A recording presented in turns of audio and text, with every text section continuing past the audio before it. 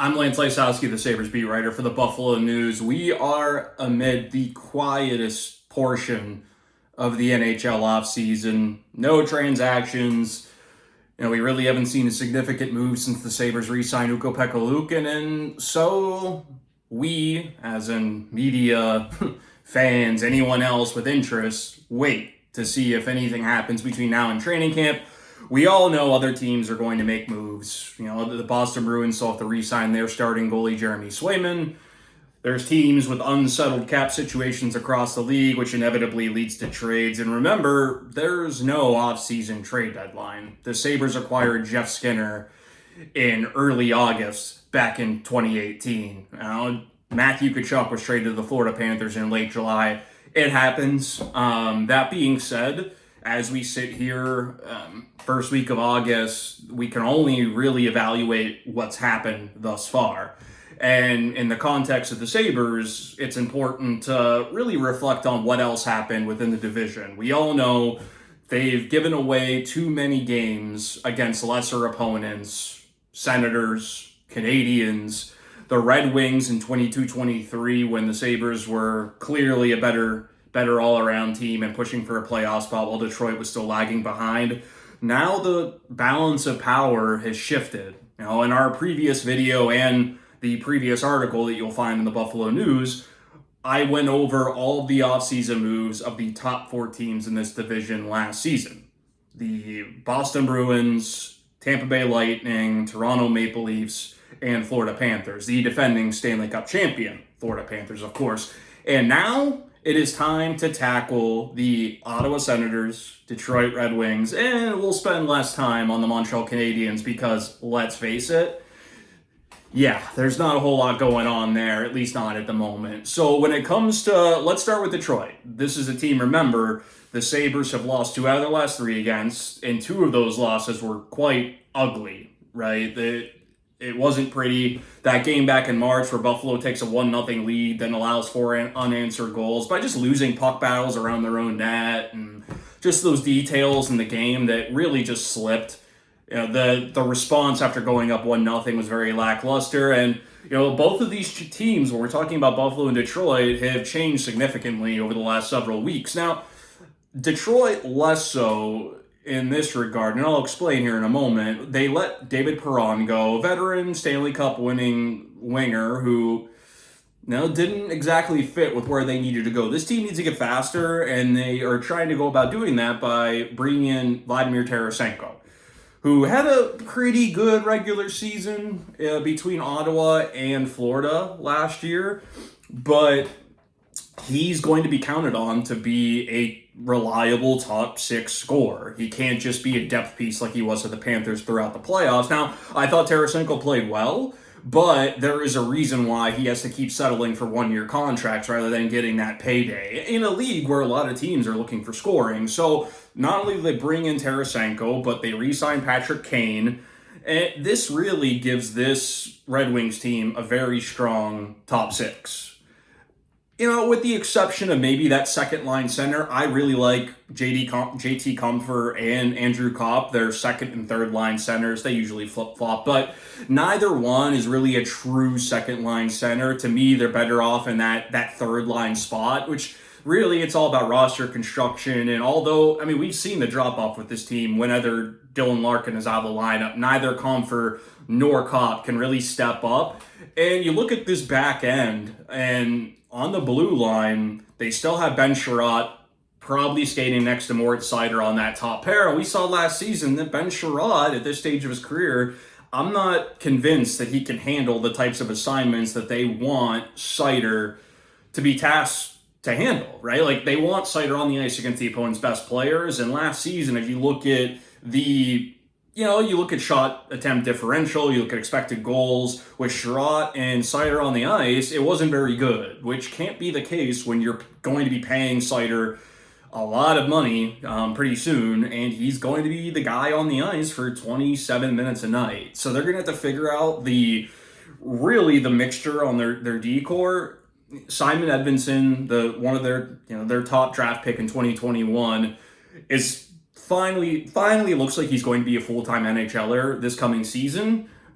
immensely talented. I mean, there were some scouts who thought that this kid was better than Owen Power going to that 2021 draft. Now, that is the less common opinion around that process. Remember, weird year, still coming out of COVID, so I think a lot of people had just differing opinions and trying to measure, level of competition and trying to really, poke holes through players when it really wasn't necessary. But the fact that doesn't change the fact that Simon Edmondson is a very good player. He played 16 games late last season, and alongside Jeff Petrie, that pair was pretty good. Like the numbers were very promising, although Petrie was pretty bad next to everybody else. So if that pairing doesn't work either, with Petrie back, older player, we'll see, is he going to be able to stay healthy? I don't know. They lost Shane Gostisbehere in free agency.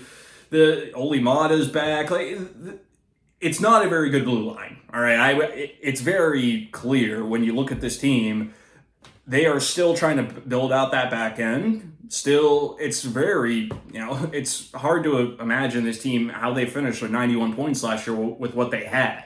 Oli Mata had a really pretty good season as a third pair defenseman, but they were missing those big, that solid top four that Buffalo really did everything it could to build over the last, however many months. So you look in goal, it's not a whole lot better. Now, Alex Lyon's been a great story the last 2 seasons. He played well again last year in Detroit after that playoff push with the Panthers the prior season. Can he be the number one? And if he can't, Detroit's relying on Cam Talbot or Jack Campbell because their top prospect, Sebastian Cossa, likely needs one more season in the American Hockey League. And although you saw a lot of improvement from this group in terms of team defense under Derek Lalonde in year 2 of him being behind the bench, I still think they don't have enough up front in terms of just their ability to defend to cover up for what they're lacking in goal when you're stacking them up against everybody else in this division. Buffalo is going to have a much better chance playing against this team with a better approach in first periods. You can't fall behind against Detroit, not with the way that roster is built now.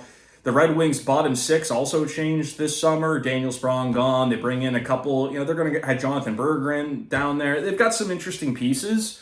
But I do like the way that, at least if we're evaluating this on paper, I like the way the Sabres match up against the Red Wings. I don't know how you couldn't if you look at these two teams with everybody healthy and you just assume, from what we know right now. Of course, circumstances can change throughout training camp, injuries, additional roster moves, we'll see, but, all factors considered, I think that Buffalo is a more well-rounded roster at this point in time. Now, that could change. The Red Wings have a lot of really good prospects, similar to the Buffalo, because the Red Wings haven't made the playoffs since 2016. You accumulate higher-end picks and more draft capital by doing that, and eventually it's going to pay off. So, they're still waiting on a lot of those guys, some excellent prospects, but still, for what they have at these stopgap signings that they've really pieced together the last couple of years, it's going to give them a chance. Just a matter of, can they stay healthy?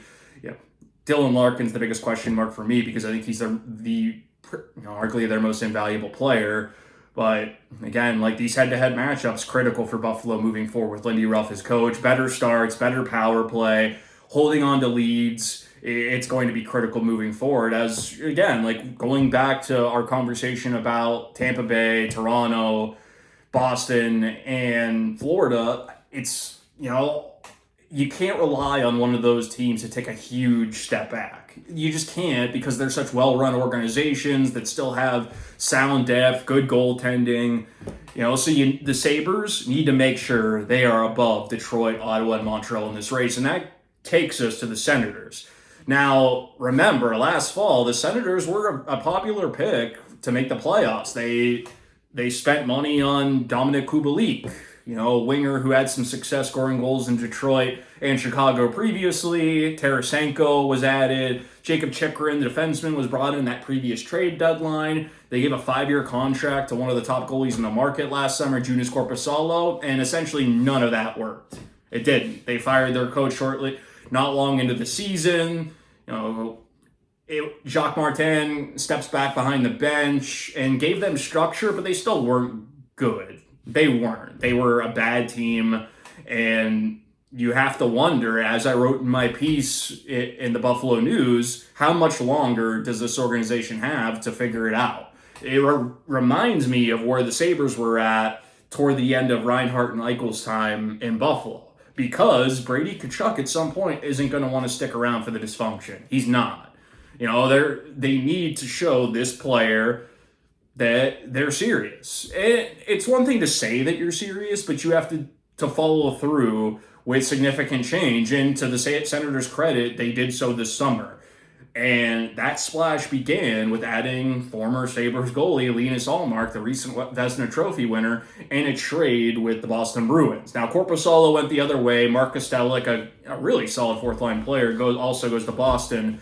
And although I still have concerns about Ullmark's ability to be a number one and play 50 games, for what you're paying him and what you gave up to acquire him, he's still a significant upgrade over what they had. Their goaltending was horrendous last season. I don't know why they ever paid Korpisalo based on what we had seen throughout most of his time in Columbus. Frankly, it made no sense, and Steve Stais corrected that by making this move. And we'll see how Linus plays. It's going to be far different with that Senators D-core than it was in Boston, where, let's face it, the Bruins were one of the top. Well, especially during Ullmark's Vezina Trophy season, Bruins are the best team in the league. Historic regular season. They were outstanding defensively. And he was good. I don't want to take anything away from Linus whatsoever, but it is a different environment when you're playing for a team like Ottawa that's going to give up more. And how is Linus going to handle that? What's the workload going to look like with Anton Forsberg as the backup in Ottawa?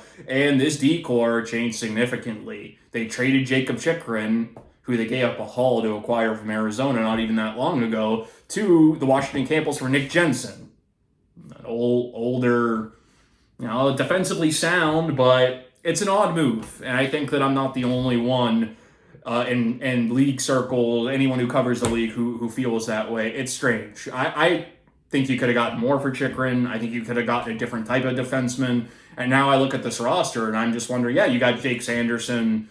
They want to be better defensively. I get that. They want fewer defensemen who make high risk decisions. Eric Brandstrom is also gone. Remember that he is the player they got in the Mark Stone deal, one of the main pieces in that Mark Stone deal with Vegas those years back. So it is going to look different in Ottawa. Travis Green, former Canucks coach, he was the interim in New Jersey after Ruff was fired last season. He takes over. Not the most inspiring hire. Everybody expected Craig Berube, but he goes to Toronto, and we'll see how Green does. He had a very challenging situation in Vancouver. Is he going to get this team to play with structure? And let's face it, this started much like the Sabres. The Senators' season a year ago started on horrendous terms with. In Ottawa, it was Shane Pinto's suspension, and in Buffalo, it was Jack Quinn's injury. And neither team had the depth, or the ability to fill that void early on. And other guys struggled. They, didn't perform up to expectations. This is still a good team, especially in that top six. It's just, I don't see this. They would have to outperform their expectations to make the playoffs. I think we just evaluate this. Again, all we can do is look at this on paper at this stage of the offseason, and is Shane Pinto going to take that big step? Josh Norris, Drake Batherson. You know what you're going to get from Stützle. You know what you're going to get from Tkachuk, Jake Sanderson, but it's everybody else in this team that really needs to step up to give them the secondary scoring and really the overall team defense they're going to need to hang in this division. And the Sabres, they haven't played all that well against the Senators in the recent past, right? Some of that is physicality. I think they really have struggled to deal with that abrasiveness that Ottawa had as part of its identity. It's a team that has Brady Tkachuk as its captain. That's the way they're going to play. I think physicality. I just think that the Sabres have gone to Ottawa in the past couple of years and figured it's point night. We're just going to score easily, and it's going to be kind of handed to us, and it's backfired on them. So again, can't play down to competition, and I think overhauling that bottom six, bringing in, somebody like Dennis Gilbert, still having that good goaltending is going to help Buffalo in terms of this particular matchup. What they're going to need, though, and this is bigger picture, no matter who you're playing against, is you're going to have to exploit the other team's penalty kill. You have to take advantage of your power play opportunities. Now, the Senators had one of the worst penalty kills in the league last year. 5-on-5 save percentage was 30th. They stunk in a lot of ways. Penalty kill was at the top of the list. And, you have to take advantage of a deficiency like that in a matchup against a lesser team. So, again, Seth Appert, Lindy Ruff are going to have to get those two power play units to be effective. What's the second group going to look like? Bowen Byram and Owen Power likely being a two defenseman quarterback situation. How much movement are we going to see? Net front presence. These are all topic, all buzzwords and, details that we're going to be hearing about once training camp begins. I want to wrap with more of a shorter explainer on the Canadiens. And I don't want to take too much credit away from this team because they could still beat you, and they've done that to Buffalo in the past couple of years. But the Canadiens aren't there yet. This rebuild, that's really been going on since 2020 when 2021, is slow and painful. They're starting to have some dividends pay off, though. Yuri Slafkovsky, number 1 overall pick in 2022, breakout season. Nick Suzuki is awesome. Cole Caulfield, 3 consecutive 20-goal seasons. I think he had 28 this past year. So they have a good core. Lane Hudson just left Boston University, is going to step in. Although he's 5'10", let's see if he can run a power play. Because if he can run your power play, there is a lot of value there. And their goaltending tandem, although it's not going to stack up well against every other team in this division, because the goaltending depth charts are pretty solid with the other 7 teams that we're talking about here, they still have Sam Montembeault, who's, a good 1B, I would say, a good backup, and they have Caden Premu. Let's see what he can do now that he's no longer in a 3-goalie rotation and can really prove himself in the NHL. So still going to be at least a year before we could seriously talk about the Canadiens as a threat in this division. They're waiting on Ivan Demidov, David Reinbacher, and a few other of these younger guys. Jacob Fowler's considered one of the best drafted goaltending prospects in the NHL.